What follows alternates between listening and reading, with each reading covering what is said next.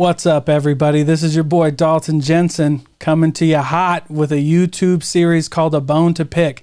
I currently also host The Thinking Project, where I interview entrepreneurs, business owners, and creatives in a long-form interview process. So if you're interested in hearing that, I interview a lot of people from Utah, but I also interview a lot of people from all over the place. So definitely go check that out wherever you listen to podcasts.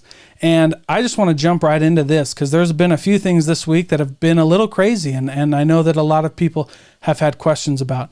This first one wasn't necessarily in the news, but it's definitely a prevalent issue that I have a real problem with. And that is these fake finance gurus who only make money selling courses. They've never made money, and they barely make money at that, by the way. They barely make money selling courses and coaching people. Listen, get your paper. I'm not mad at coaches. I'm not mad at mentors who charge money. I'm only mad at fake finance gurus who have no clue what they're talking about and who do a real damage to people who genuinely want to know how to live a better life and have a better relationship with money. So, how do I come into this? I got my bachelor's degree in accounting. That doesn't mean a whole lot. It does mean, though, that I know a little bit about what I'm talking about. Okay, I know a little bit about finance. I know a little bit about accounting, and I definitely know what the definitions are and what it means. You know what I'm saying? When these fake finance gurus tell you not to invest in liabilities and only to invest in assets, they're lying to you, and they have zero clue what they're talking about. Okay. First of all, they don't know what an investment is. Second of all, they don't know what an asset is. And the last thing, they have no clue what a liability is. Okay.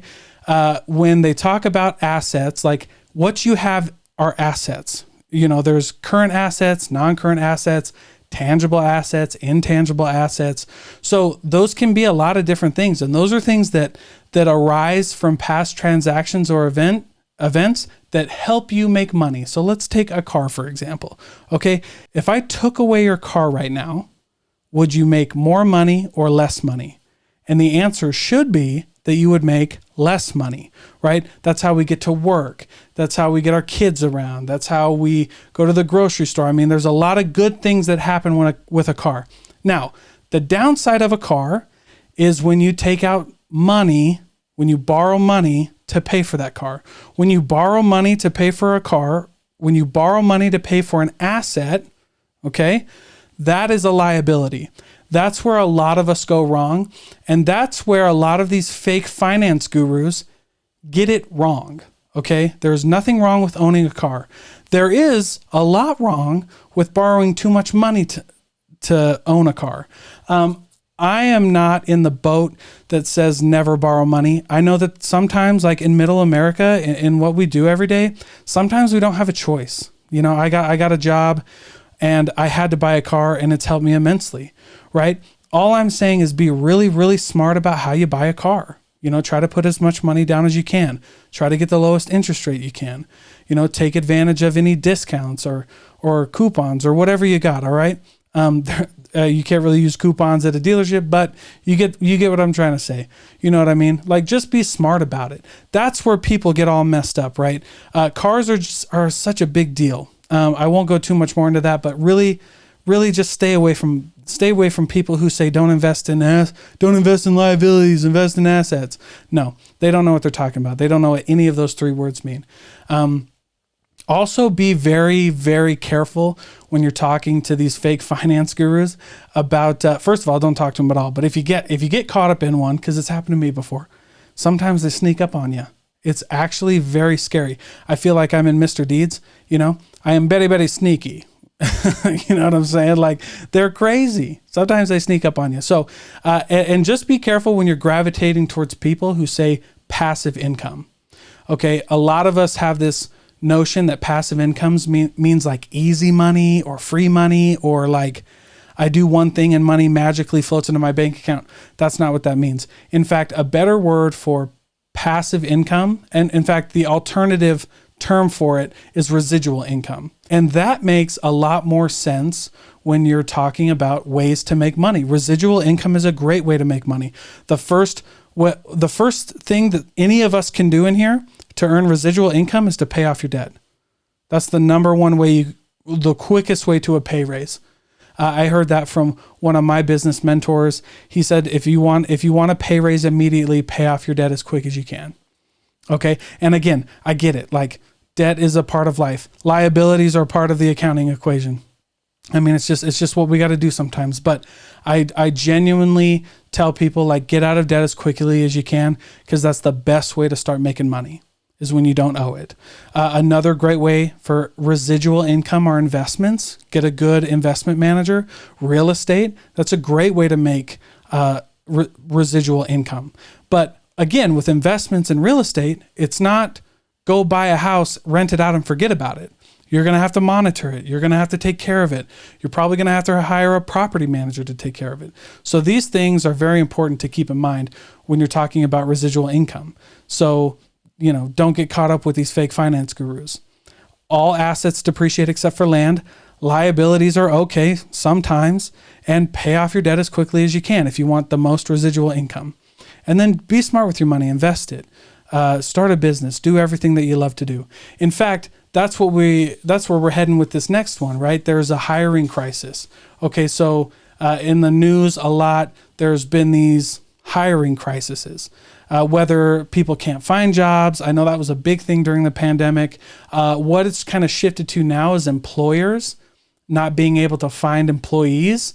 I don't really listen to either side when it comes to this issue. The right says it's because people make more on unemployment. I mean, maybe. And then the left says, the pandemic is still too crazy.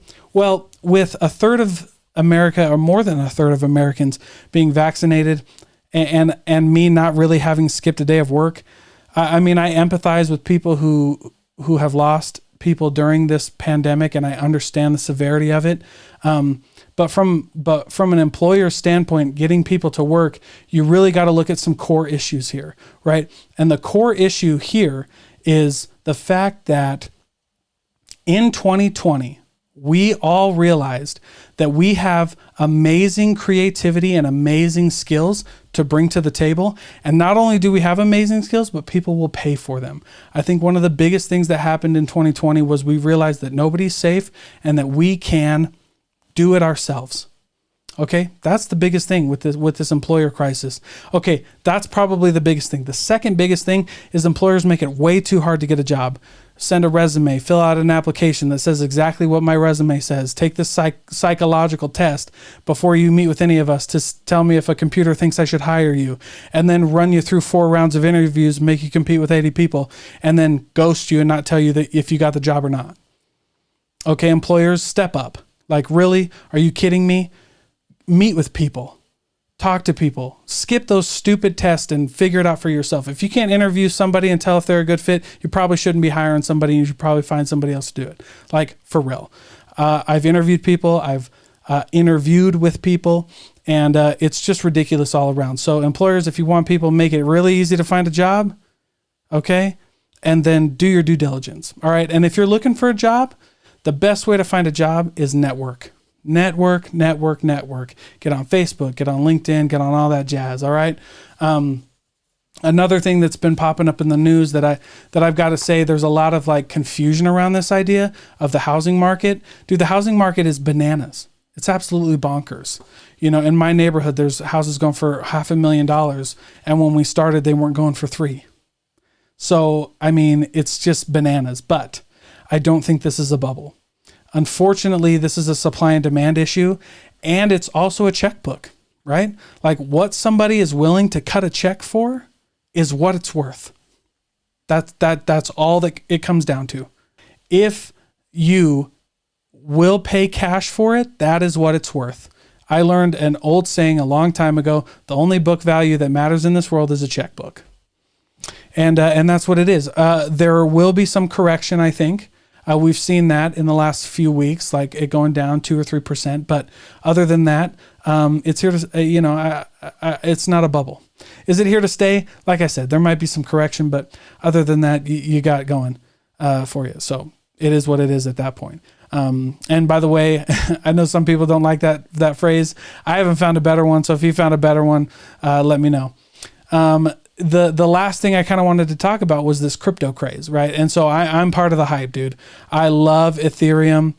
I love Bitcoin. I love the idea of decentralized finance. I love all of it, right? There's still a lot of kinks we got to work out as far as like proof of stake, proof of work. Elon Musk recently halted Tesla from letting people buy Teslas with Bitcoin. That's a big deal. China just came out and said that a lot of their financial institutions and lending institutions aren't going to be involved in any kind of crypto transactions. I think that's a little bit on the conspiracy side because, guys, you have to realize this. But while we wrap this up, you got to realize that decentralized finance puts power to the people. And big countries like China, the US, India, Russia, they don't like that idea. They don't like that idea that money comes back to the people. Right? And I'm a big Ethereum guy. By the way, if you want to see my thoughts on Ethereum, you can go check out a previous video on my thoughts on Ethereum. I think cryptocurrency is the future. Like I said, I think we got a lot of kinks to work out. So let me know in the comments, what you guys think, your thoughts and all that. But until next week, that was my bone to pick, and I hope you guys enjoyed it.